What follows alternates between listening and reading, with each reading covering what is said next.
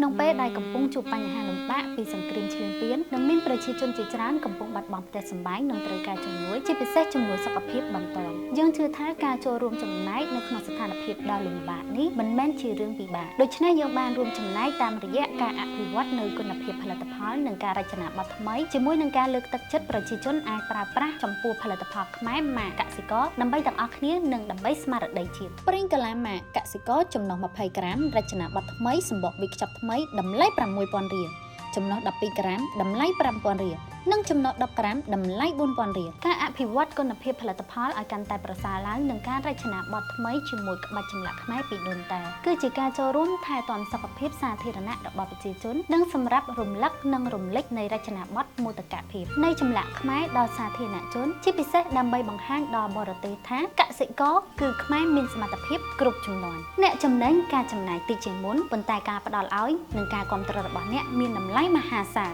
សូមចូលរួមជាមួយយើងដើម្បីផ្ដល់កម្លាំងចិត្តស្មារតីផលិតផលខ្មែរនិយមនិងក្តីសង្ឃឹមដល់សេដ្ឋកិច្ចជាតិរបស់យើងឡើងវិញបញ្ជាទិញចាប់ពី1កែឡើងទៅដោយកក់ទុកជាមុនដើម្បីទទួលបានតម្លៃពិសេសនេះ